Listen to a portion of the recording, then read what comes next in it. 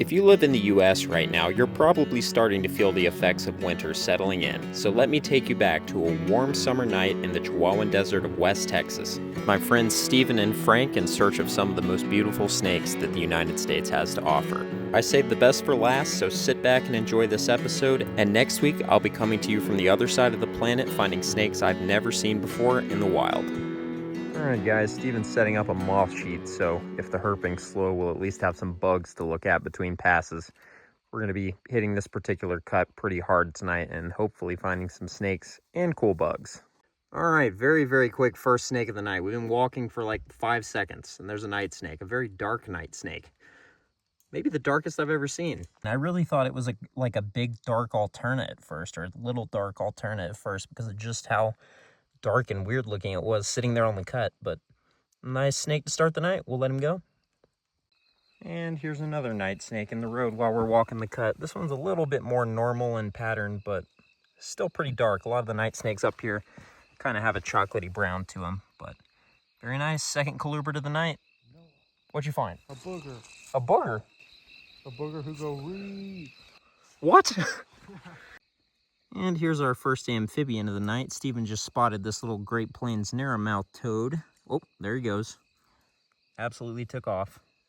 All right, first checkup of the moth sheet. We have a glorious jeweled scarab, Chrysina gloriosa, another very cool jeweled scarab here, and a pretty tattered polyphemus moth. And of course, various assorted, tiny, less interesting and harder to identify bugs. Very cool. We're going to check up on this every pass and hopefully see some pretty good bug diversity throughout the next few hours. There's a real cool hot pink moth. No clue what that is, but if Steven's able to ID it, I'll try to label it in the video. Very cool. Oh my God, me and Steven just ran up the mountain because Frank spotted this. Oh my God. Good stuff. Yeah, there it is. Dude. Third snake of the night. Kind of ridiculous.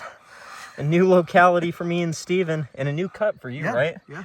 New cut for Frank and a completely new locality for me and Steven. That is incredible. That's him, Nimbus. How is that the third snake of the night? What on earth? Well, as they say, fifth night's a charm, I guess. And it took all three of us working this cut really hard tonight, and then finally Frank spotted this guy. And really, it's been a weird night. A couple of night snakes, an alterna, and no rattlesnakes. But it's always a nice feeling to get the first alterna of the trip. A nice weight off of our back. Hopefully there will be more to come. But if not, this is a pretty fantastic snake if it's the only one we're going to see. We're going to take some photos of this beauty and continue moving. The night is still fairly young. Hopefully there will be plenty more snakes to come. There's a little bit of size reference. This is a pretty small alterna, honestly.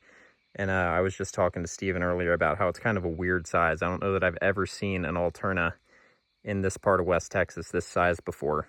And right past the alterna, here is a microscopic little blind snake. So small we'll probably not even really be able to tell exactly what species it is. Very cool. I'll pick this thing up so y'all can see a little bit of size on it. I mean, it is like the size of an adult Brahminy blind snake. Absolutely diminutive. But that's a juvenile. These guys are capable of getting around a foot long. Moth sheet update. We have both species of Chrysina here now. The two on the sides are Gloriosa, and the one in the middle is Woodeye. And then we've got a whole new assortment of moths. That's a new one. Same polyphemus still hanging out. We don't remember what these are called, but cool looking super omega furry moth. Once again, I'll get Steven to ID it later and we'll attach an accurate name. Cool looking moth though. Another blind snake right here by the moth sheet. The same size as the last one. Steven almost stepped on this guy. Luckily you saw him first.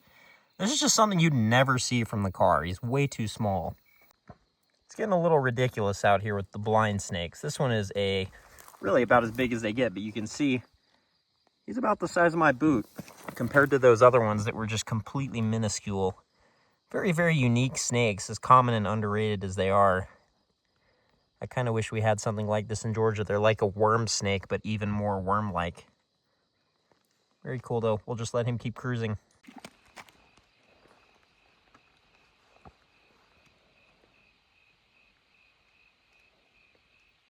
This is getting kind of ridiculous. That's the 5th blind snake of the night. Frank found one that I didn't show, too. But that's the 4th one we've seen. It's also very small. You can see next to my foot, it's very, very tiny compared to the last one. Look at that moth landing on him, but it's getting a little bit late. We're probably about to start making our way back to town for the night, but it's been a really great night. Absolutely no complaints from me. He's just curling up in a little ball right there. What are you doing, dude? He's just balling up. So weird. All right, guys, we're going to break down the moth sheet and start to wrap up for the night, but it has been a fantastic night for bugs and an even better night for snakes.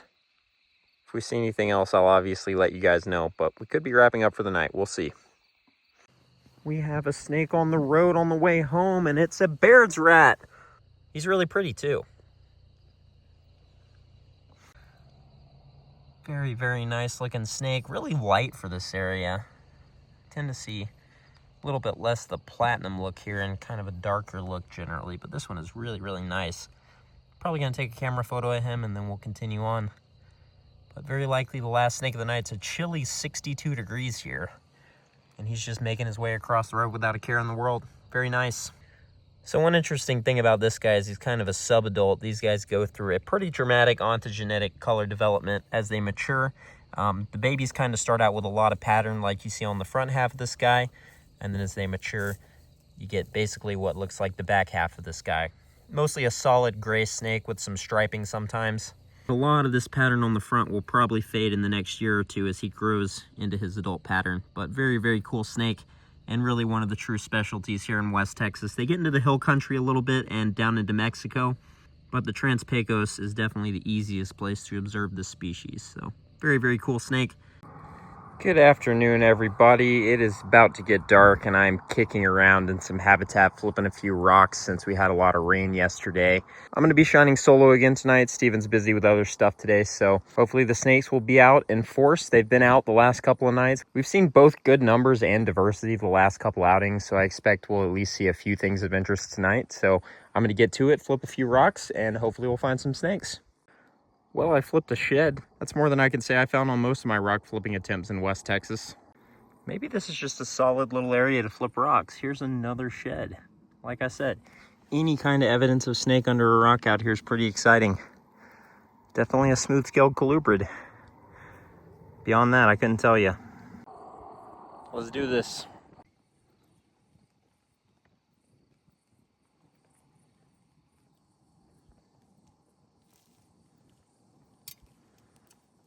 Well, that was cool.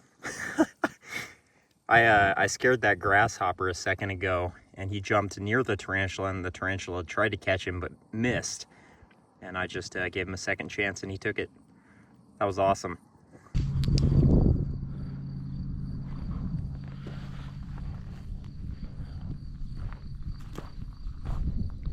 A snake. Just did a battery change, and right here, it's a fresh baby scoot. Finally, we find our first fresh baby rattlesnake of the trip, and it's this dinky little baby Mojave rattlesnake. Look at how tiny this thing is. I mean, it's like 5 inches long and not much girthier than a pencil. This guy is absolutely diminutive and really just not what you want to see while walking cuts. It's really nerve-wracking that the most toxic species of rattlesnake, and probably the most temperamental too, is just at your feet while you're shining cuts. And truthfully, this is not a species we see shining cuts very much because they tend to be more of a grassland snake. So really, this is kind of weird that we've seen two and they've both been on this same cut, and they were both different age classes too. This is a fresh baby and the last one we saw was a yearling. Very, very cute little guy. Nice to see our first snake of the night, and for what it's worth, this guy is pretty chill. Hasn't even thought about striking at me while I've been messing with him. There's a gopher snake way at the top of the cut. It's a terrible look. Hopefully he'll come further out eventually.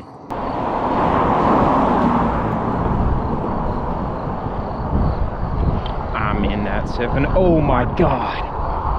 Oh, yes.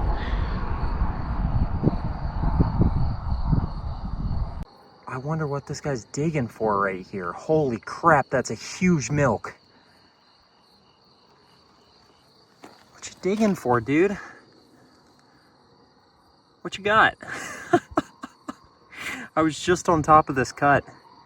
Oh my goodness, that thing's massive. Well, that was kind of ridiculous. I was singing 745 by Vince Staples when I spotted this thing. Oh my goodness. Beautiful milk snake. My first milk snake in West Texas in quite a few years. I think 2021 or something might have been the last one we saw. And this is a new locality for me. Very, very beautiful snake. Big, fully grown adult New Mexico milk snake. Lampropeltis triangulum gentilis / selenops. I'm gonna go with selenops because these guys are very distinct.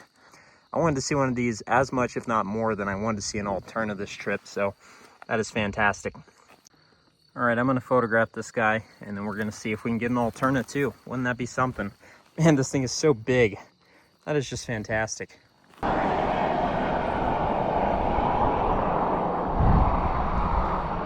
There's a lep right here, are you kidding me? Oh my God. Milk in hand. Oh, it's so pink.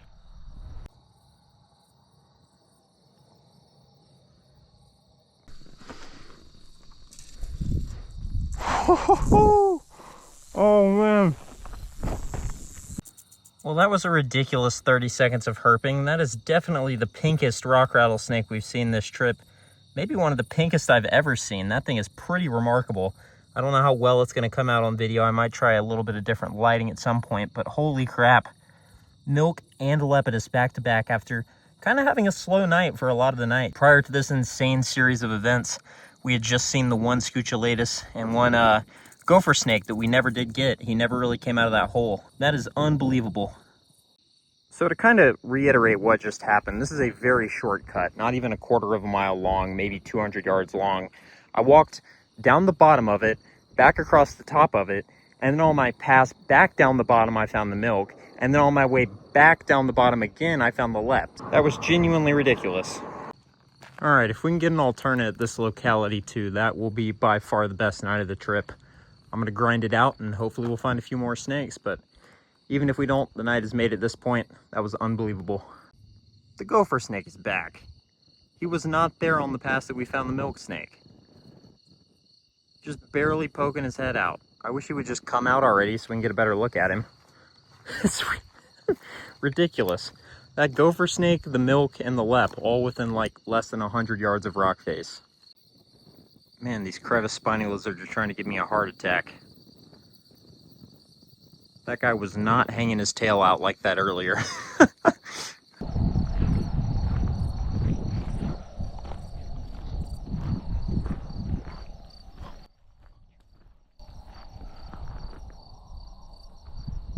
A cuculata.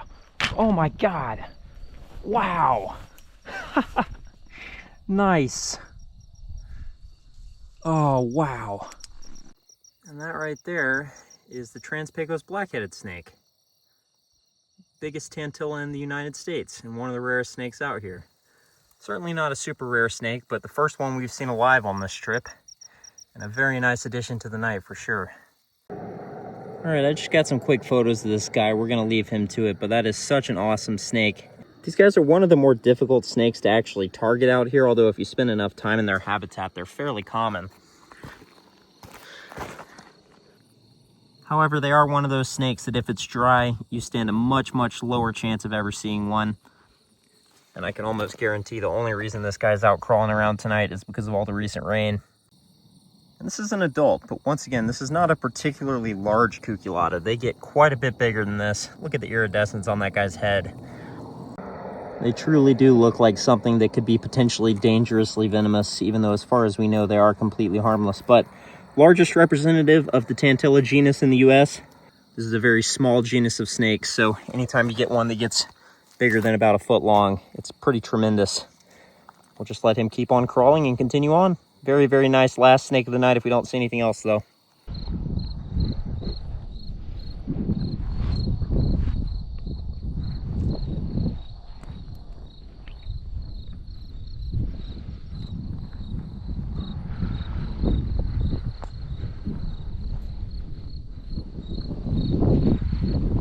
what is that? Is that our gopher snake or is this a different gopher snake? No way that's the same gopher snake we saw on the other side of the cut, right?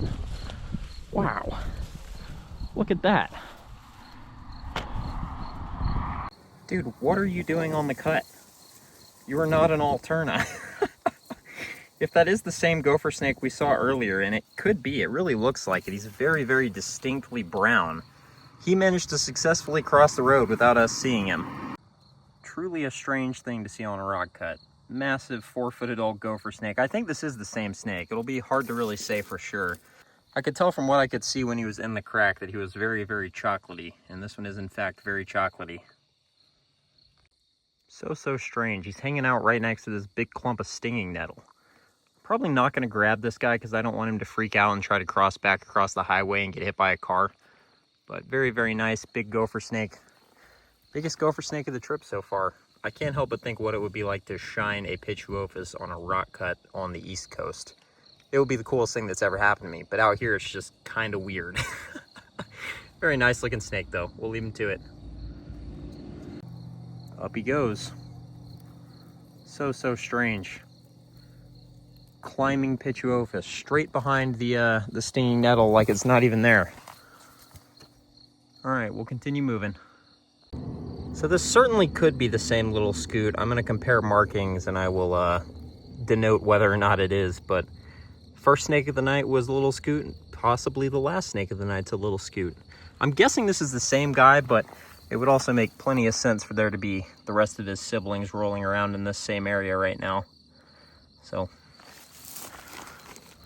we'll just leave this little stinker to it. Second Mojave rattlesnake of the night. Possibly the same one again, though. Who knows? Not me.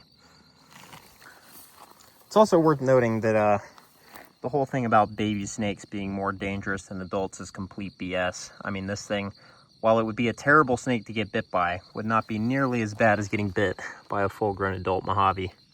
And here's our gopher snake again. This time he is completely out in the open. Very nice. You gonna go up the cut again? Snakes are on one tonight. Seeing a lot of the same dudes just kind of making their rounds on the cut. Very cool to watch. All right, y'all, well, it has been a great night, but it seems like things have slowed down considerably, so I'm thinking about wrapping up after this pass. If anything else materializes, I'll do one more pass, but I think I'm probably going to keep this episode in my back pocket until winter, so you guys will have a nice West Texas surprise around Christmas time.